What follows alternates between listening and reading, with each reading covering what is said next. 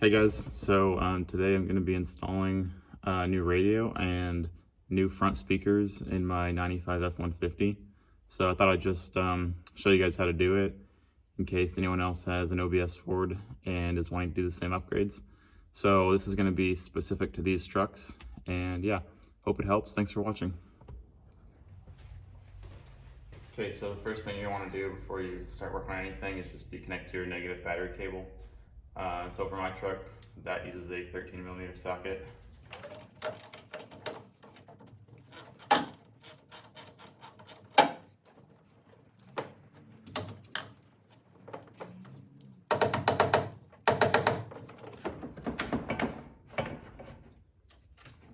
And so once you have that disconnected, just set it to the side so that none of the metal is touching the battery terminal, and then you should be safe to work on your truck.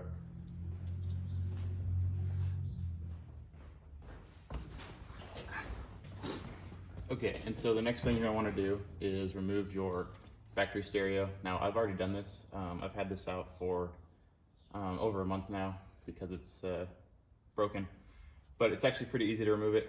So obviously it'll just be sitting in the truck like this, and you're going to need a special tool. You can get this at any auto parts store, a Ford radio puller. All the Fords from the 90s and 2000s pretty much use the same system to remove the radio. It's like 10 bucks for this tool. And so what you're gonna do, there's gonna be 4 holes on the stereo, so 2 on each side, and you're just gonna stick this tool in there. Stick it in as far as it'll go. Don't force it, but you'll kind of feel it. It'll what it's doing is actually depressing some metal tabs that keep the radio clipped in there. And so once you've got these in and the tabs are depressed, you're just gonna pull on these and the radio should pull right out. It's pretty easy. You might have to kind of wiggle it a little bit. It can be a little finicky, especially if it's been there for 20 plus years, but it should come out pretty easily. And then once you get it out, there's just 3 plugs you have to disconnect. So there's going to be one like singular wire like this, that's for your antenna, so you're going to want to go ahead and disconnect that. And then this is what connects to your wiring harness. So there's just 2 plugs. These can be kind of fragile just because the plastic's so old, but just be careful and don't force it, it'll come out just fine. You can see where they plug in here. You just want to remove both of those, and then I'm probably just going to toss this because, yeah, this is junk compared to the new one I'm putting in. So, yeah.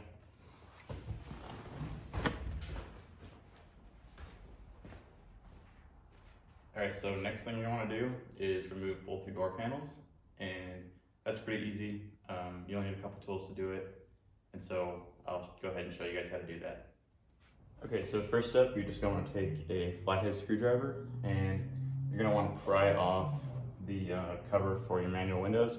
Now, if you have power windows, I believe it's a Phillips screw to get the switch plate off, and then you just kind of push the wires through, although I'm not sure, but it should be pretty similar with the only difference being the window crank. But if you do have manual windows, you just want to grab a like medium-sized flathead screwdriver, and there's a little tab at the bottom here. And you can kind of just pop this cover off.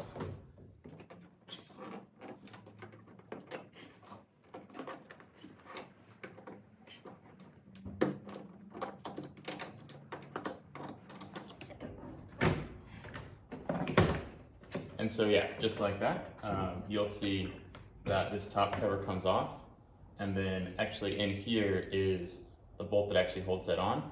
And so you're gonna wanna go ahead and remove that as well.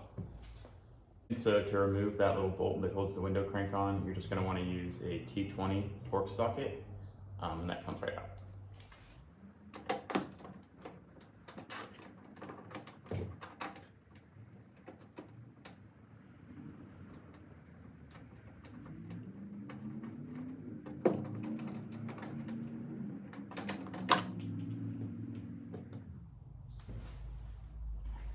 And so just like that, this whole thing will come off. Make sure you don't lose the bolt or this little plastic gasket piece that goes in between that and the door panel. And just set that aside for now. Okay, and the next step, you're gonna need a Phillips screwdriver, and there's just 2 Phillips screws you gotta remove. One is gonna be inside the door pole, and the other one is gonna be up here, kind of by the corner of the door. So you just wanna remove both of those.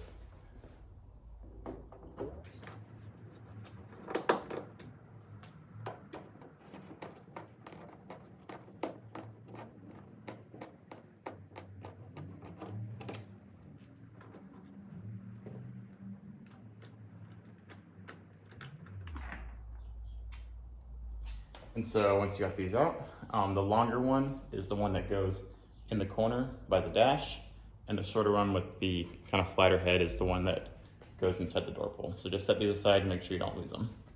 Now, lastly, there's going to be little plastic clips that hold the edges of this to the door.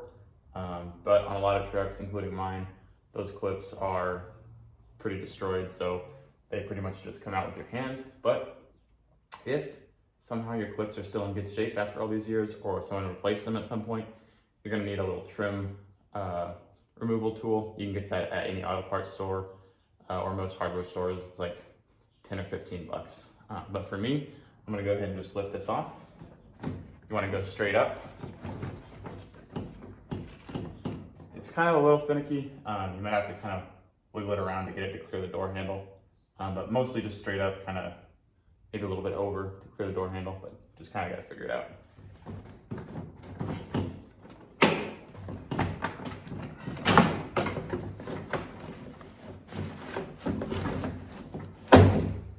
And just like that, whole thing will come off. And you're gonna wanna go ahead and set this aside. Now, the reason we're doing this is obviously to gain access to the door speakers, which are located right here beneath the smoker window. And so what you're gonna wanna do, this black plastic covering here is just like a moisture guard. It's just held on there with the adhesive, and you're gonna wanna just go ahead and peel that back, at least in this corner, to go ahead and gain access to that speaker.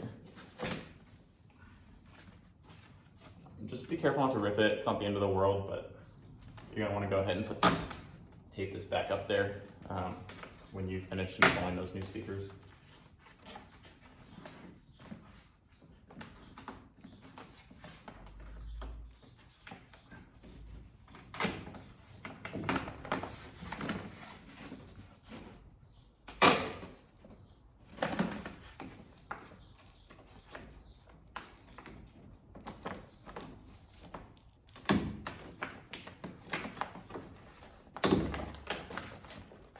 And so just like that, you can see we now have good access to the speaker and all the fasteners that hold it in place. And so to actually remove the old speakers, there's 4 bolts that hold it in place. Again, you're gonna wanna use a T20 Torx socket and just go ahead and remove those.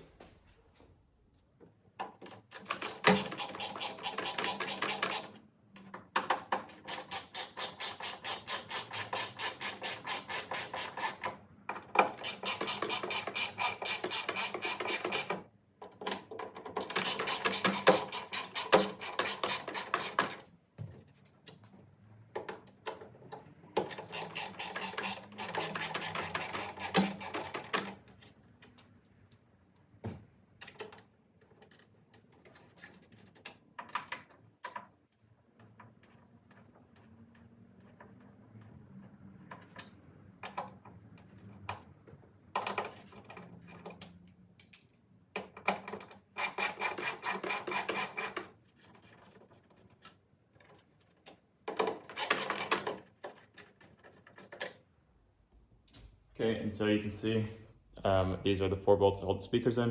So just go ahead and remove those. I don't think we're gonna need these because I believe the new speakers come with new fasteners, but I would just set them aside just in case. And so once you have those bolts removed, you can just go ahead and grab onto the old speaker, pulls right out of there. And then it's just connected with 2 wires, and there's a little clip. You're gonna need a flathead screwdriver to undo that clip. And this plastic is, again, over 20 years old, so just be careful. Although we are gonna be replacing this, at least for the speakers that I'm installing, so if you do break it, it's not a big deal.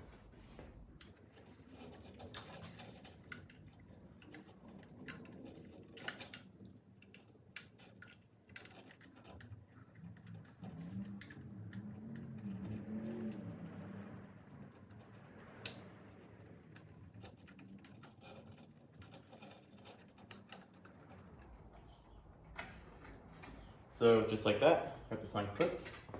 And then there's the old speaker. These speakers have water damage, which is why I'm replacing them. And so they're basically trash.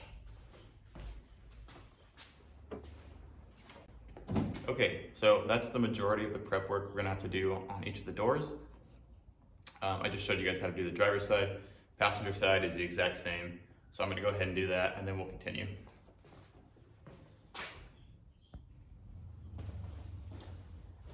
Okay, so I've got the passenger side door panel off as well. And you can see how dirty it is. I mean, this dust is really thick. I've actually removed the driver's side a couple of times when I was fixing my door handle.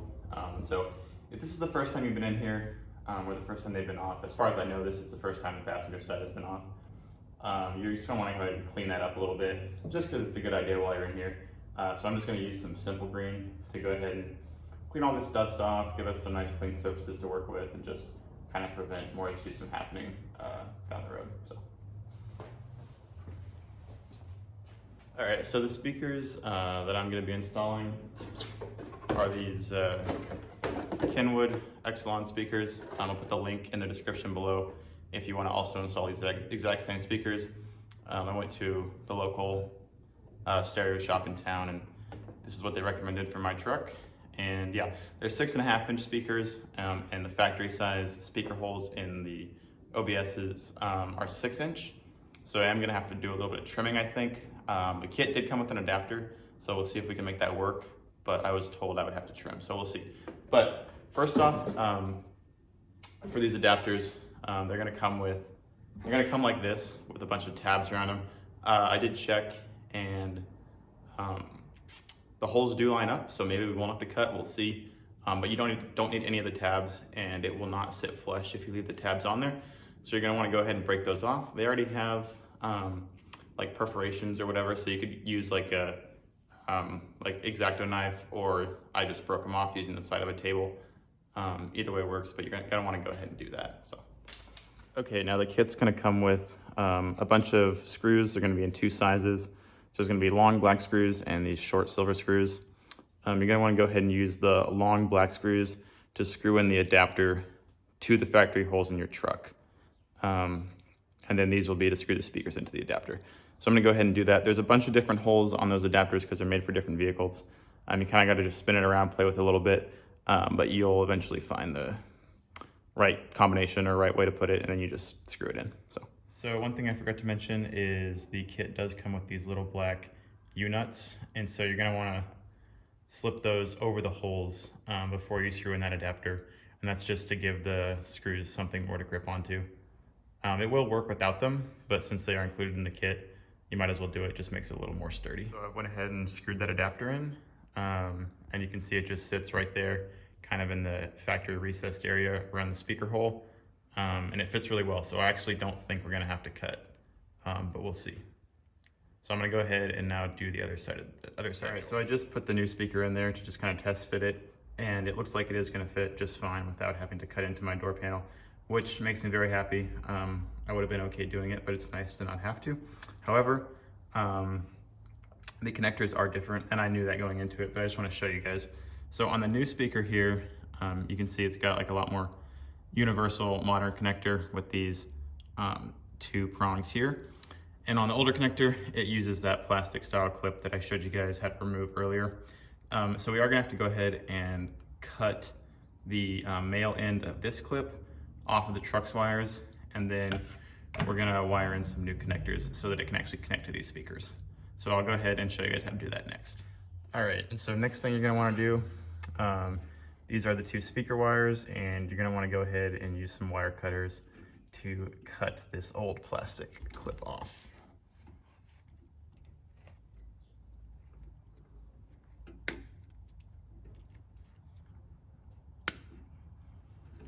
And then once you do that, you're gonna wanna use some wire strippers to go ahead and strip the end. You don't need very much, like maybe a 1/4 inch at most. So I'm gonna go ahead and do that, and then also do that to the other side. All right, so I've gone ahead and stripped these wires. As you can see, you don't really need that much. This is 18 gauge wire. I thought it was 16, but it's actually 18. And so once you do that, you're gonna wanna just kind of twist the actual like wires inside so it doesn't become frayed. That just kind of makes it into like, I don't know, like 1 wire or whatever. So it'll be a lot easier to get into those new connectors. All right, and next up, you're gonna need 4 of these little connector things. I'm not sure what they're called. They're just like crimp connectors. You can get them at like any auto parts store, or I got these for free at the stereo place when I bought those speakers. But you're just gonna wanna go ahead and match up the colors. So blue wire is gonna go with the blue connector, red wire with the red connector. They're pretty easy to use. You're just gonna stick the wire down in there as far as you can get it, and then use a crimp tool to crimp down this little neck right here. And then after that, you can throw some electrical tape or heat shrink on it just to protect it a little better. But that's really it. So I'm gonna go ahead and do that. All right, so I've gone ahead and just crimped these down using a crimp tool like this. You can get this again, any hardware store, auto parts store. It's like 10 or 15 bucks if you don't have one. And yeah, you're gonna crimp kind of right here. Just make sure it's tight when you pull on it, it's snug, it's not gonna come out. And now I'm gonna go ahead and just tape up the interior with electrical tape. All right, so once you've connected the new speaker in the back, you're gonna wanna just screw it in with the 4 little Phillips head screws that it came with, the silver ones. And then that's it, you're done. The speakers also did come with this cover, which looks really nice actually. And so you can slip that on there if you want. It just kind of clips on there. But I don't think I'm gonna have room for it with the door panels, and the door panels have their own little screen to protect the speakers, so I don't think we're gonna need these. The connections weren't too difficult. You might have to kind of wiggle it a little bit. Don't force it because the actual connections on the speakers are kind of fragile, but just kind of wiggle it, and once it's in, just screw it in and should be good to go. I'm gonna go ahead and do the other door now. So now that the speakers are done, the next step is going to be to actually install the head unit. And so I've got this Kenwood here. It comes with a little clip that clips into your factory dash. So I've already gone ahead and pushed that in. Now I actually couldn't get this in without bending it at first. So what I did is I actually used a file to just ever so slightly file down the plastic tabs around the edge of this like hole in the dash, and that did the trick. After I did that, it fit right in there and it fits nice and snug and good still. So you're going to need to wire a new wiring harness. And I know this looks complicated, but it's actually really easy, and there are tons of great videos on YouTube of how to do it. I did this last night. I'm not going to go in depth of how to do it, but what you're going to want to do is go to an auto parts store and get an adapter kit. I'll actually put the link in the description below for the one that I used. And that makes it so you don't have to actually cut any factory radio wires. You just wire up this new wiring harness, and then the radio will plug right in, and it should work just fine, just like the original. And if you ever want to go back to original, you still can. And so yeah, I'm just gonna plug this in, re-plug in the antenna wire, clip the radio in, and then we should be good to go. All right, so now I've got everything hooked back up. Speakers are in, radio is all wired up. And so what I'm gonna do now, before I put the door panels back on and actually push that radio in to clip it in, I'm just gonna reconnect the negative battery cable, turn everything on, make sure it works, and then if it does, you just wanna reinstall everything. And that's all really easy. It's just opposite of removal. And then we should be good to go. So let's reconnect that battery and see if it actually works. I really hope it does. Hey guys, so it's about a week later from when I left off. I got all the interior put back in. Been using the radio pretty much every day. It sounds awesome. The speakers sound fantastic. Everything works like it should. I can't play any music for you guys because I'll get a copyright violation if I do. But everything's working perfectly. It sounds awesome. It's a huge upgrade to these trucks, especially if your radio and your speakers are kind of broken like mine was. But even if they're not, just the sound quality and the like user friendliness of the radio and all the stuff you can do with it, like connect your phone, it's just so much better than the stock radio. So highly recommend it. The whole thing came out to like a little under $250, not including a couple tools I had to buy, but $250 I think was well worth it. If you guys have any questions, something that I maybe didn't explain very well in the video, leave it in the comments below. I'll definitely do my best to answer it. Hope this was helpful. Thanks so much for watching. I'll catch you guys next time.